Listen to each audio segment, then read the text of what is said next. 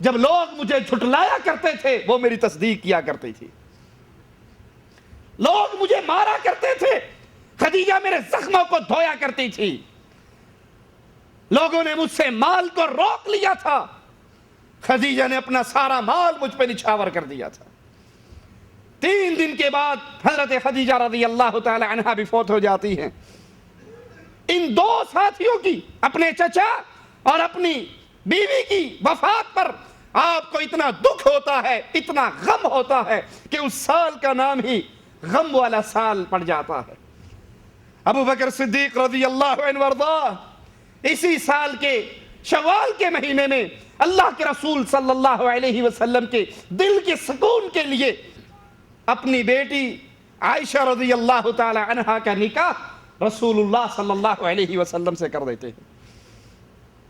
اسی سال اللہ کے حبیب علیہ السلام کو معراج نصیب ہوئی، آپ معراج سے واپس آئے، اہل مکہ کو خبر دی اپنے اس سفر کی، بیت المقدس میں جانے کی، آسمانوں پہ جانے کی، اور یہ خبر ابو جہل تک پہنچی۔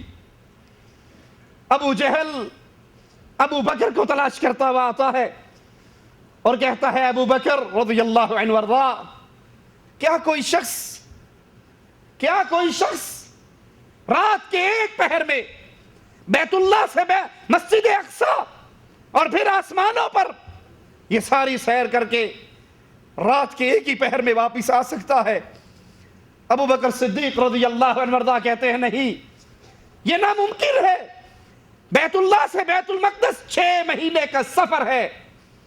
ابو جہل دل میں بڑا خوش ہے کہ میں نے رسول اللہ صلی اللہ علیہ وسلم کے قریبی ساتھی کو توڑ لیا۔ پھر کہتا ہے تو جانتا ہے یہ دعویٰ کس نے کیا ہے، یہ خبر کس نے مشہور کی ہے؟ کہا ابو جہل یہ کس نے کہا ہے؟ کہا جس کو تو رسول اللہ کہتا ہے اس کا یہ دعویٰ ہے کہ میں رات کے 1 پہر میں بیت اللہ سے بیت المقدس پہ گیا، آسمانوں پہ گیا اور پھر واپس آیا۔ کہنے لگے اللہ کی قسم ابو جہل، اگر میرے آقا میرے نبی جناب محمد نے یہ کہا ہے تو اللہ کی قسم سچ کہا ہے صلی اللہ علیہ وسلم۔ ابو جہل نے کہا ابو بکر عقل مانتی ہے؟ کہا عقل مانے نہ مانے صدیق کا ایمان مانتا ہے، محمد جو کہتے ہیں وہ سچ کہتے ہیں۔ اسی لیے ابو بکر کو صدیق عرش والے نے کہا، اس کو صدیق مصطفیٰ نے کہا، اس کو صدیق اہل ایمان نے کہا۔ جو اس کو صدیق مانتا ہے وہ مومن ہے، جو صدیق نہیں مانتا وہ زندیق ہے۔ ابو بکر صدیق نے کہا تھا رضی اللہ تعالی عنہ، اگر میں اللہ کی جنت کو دیکھ لوں، میں جہنم کو دیکھ لوں، میں آخرت کو دیکھ لوں، میرے ایمان میں 1 رائی کے دانے کے برابر اضافہ نہیں ہوگا۔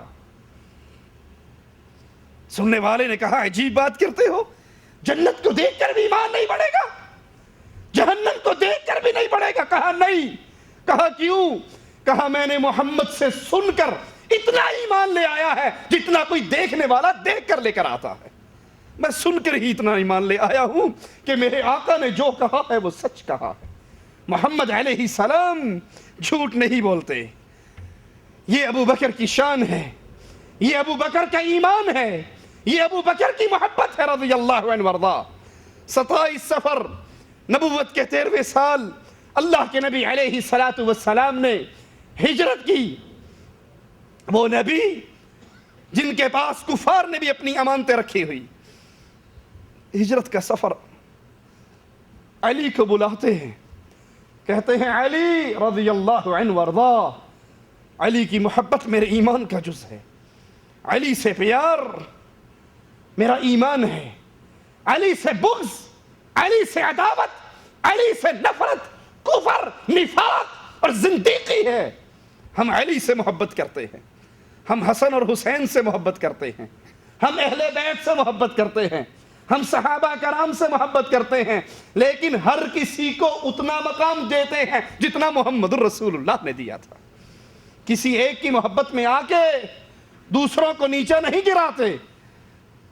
کہا علی میں ہجرت کے لیے اس سفر پہ نکلنے والا ہوں، تو آج رات میرے بستر پہ سو جاؤ، لوگوں کی امانتیں میرے گھر میں ہے، میری چادر لے کے سو جانا، تاکہ جھانکنے والا یہ دیکھے کہ محمد الرسول اللہ سو رہے ہیں صلی اللہ علیہ وسلم، اور وہ میرے اٹھنے کا انتظار کرے اور ہم دور نکل جائیں، اور صبح جب ہو تو یہ امانتیں لوگوں کو لوٹا دینا اور پھر مدینے آ جانا۔ اس کو دلیل بنا کر کچھ ظالم کہتے ہیں کہ نبی نے اپنی امانتیں علی کو دی، کسی اور کو نہیں دی، اس لیے علی کی شان ابو بکر سے زیادہ ہے، کیونکہ نبی کی امانتیں علی کے پاس ہے۔ ہم کہتے ہیں اگر یہی پہ معنی بناتے ہو تو کیوں نہیں غور کرتے نبی کی امانتیں علی کے پاس ہیں اور نبوت کی امانت ابو بکر کے پاس ہے۔ نبی کس کے ساتھ ہے؟ لوگوں کا مال تو علی کے پاس ہے۔ محمد کی چارپائی پہ سونا واقعی جرت کا کام تھا، بہادری کا کام تھا، مشکل کام تھا، خطرے والا کام تھا، لیکن محمد کریم کے ساتھ ہجرت کا سفر کرنا، باہر نکلنا، یہ کون سا آسان کام تھا؟ نبی نے اپنے ساتھ کے لیے ابو بکر کو چنا، لوگوں کے مال کے لیے علی کو چنا رضی اللہ عنہما۔ ہم ابو بکر سے بھی محبت کرتے ہیں اور حضرت علی سے بھی محبت کرتے ہیں رضوان اللہ علیہم اجمعین۔ اللہ میرے نبی کے صحابہ سے بھی راضی ہوا، میرے نبی کے اہل بیت سے بھی راضی ہوا۔ کسی ایک کی محبت میں اضافہ کرتے ہوئے دوسرے کو نیچے نہیں گراتے، جو مقام آقا نے جس کا مقرر کیا ہے اس کو اس کے مقام پہ رکھتے ہیں۔ اللہ کے رسول صلی اللہ علیہ وسلم سب سے پہلے ابو بکر کے مقام پہ تشریف لاتے ہیں،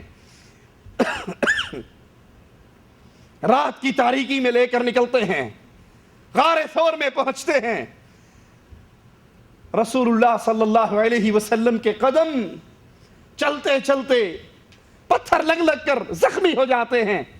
ابو بکر صدیق رضی اللہ عنہ وارضا اپنے رسول کو اپنے کندھوں پہ بٹھا لیتے ہیں، غار کے دہانے پر پہنچتے ہیں۔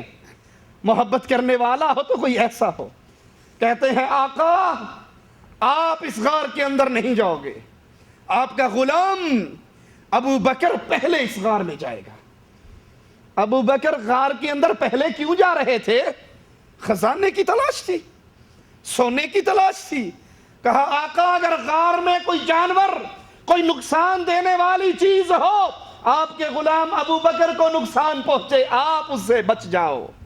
غار میں جاتے ہیں، غار کی صفائی کرتے ہیں، غار کے سوراخوں کو بند کرتے ہیں، اور جسم کے کپڑا پھاڑ کے سوراخ بند ہو گئے، 2 سوراخ باقی رہ جاتے ہیں تو اپنا پاؤں ان سوراخوں میں پھنسا کر، ایڑیے اس میں ڈال کر پھر اپنے آقا سے کہتے ہیں اے اللہ کے نبی اندر آئیے، اب غار صاف ہو چکی ہے۔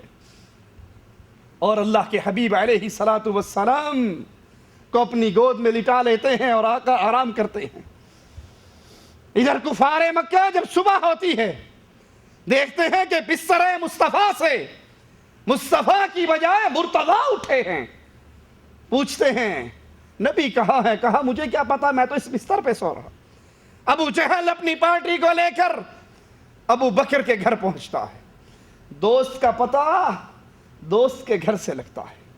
ابو بکر کو گالی دینے والوں، یہ بات تو کفار بھی جانتے تھے، جہاں محمد ہوں گے وہاں ابو بکر ہوں گے، جہاں ابو بکر ہوں گے وہاں محمد ہوں گے صلی اللہ علیہ وسلم۔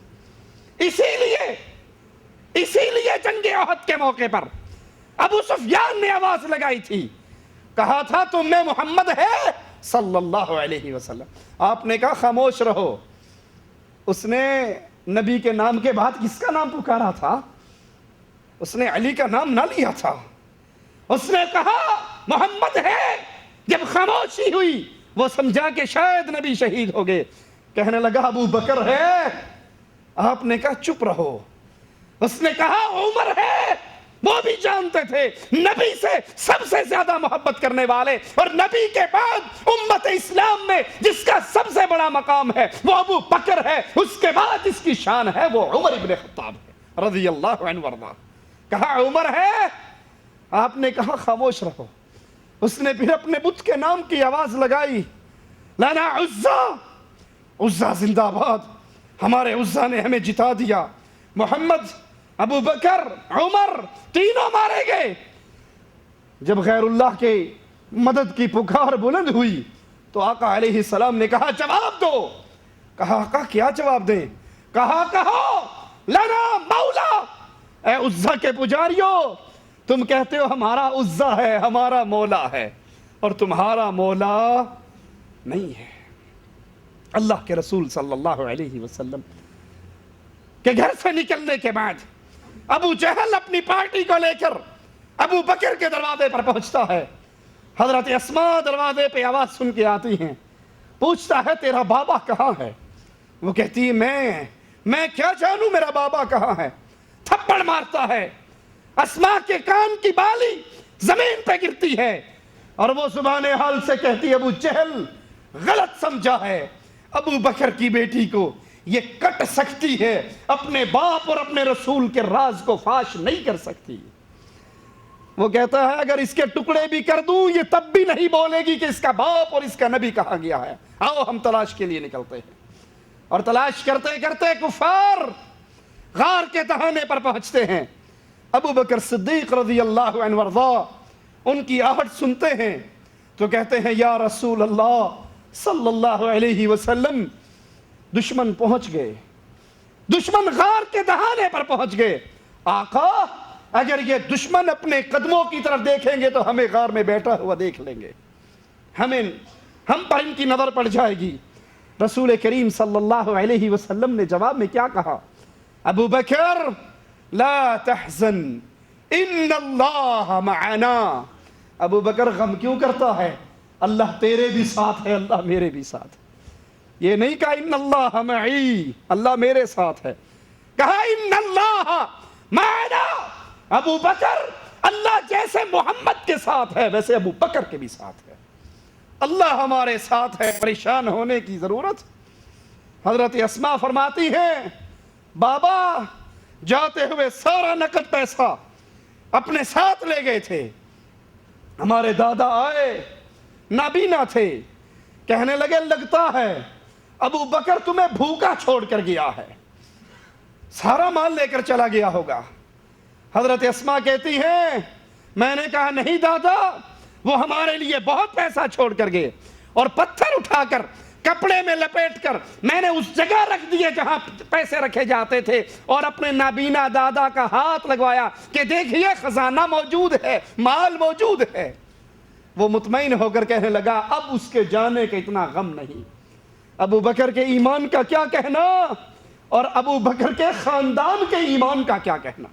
واویلا نہیں کیا، شور نہیں کیا، دادا کے سامنے روئی نہیں کہ ہم تو بھوکے رہ گئے، نہیں، اپنے دادا کو تسلی دی، کہا بابا ہمیں بھوکا چھوڑ کر نہیں گیا۔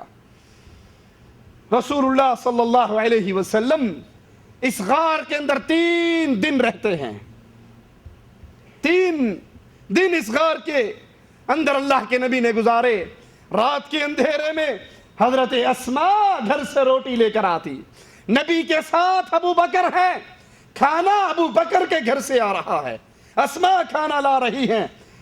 ابو بکر صدیق رضی اللہ عنہ وارضا کے بیٹے عبداللہ وہ آ کر اہل مکہ کی پلاننگ، ان کی گفتگو، ان کی باتیں سن کر اندھیرے میں آ کر اپنے بابا کو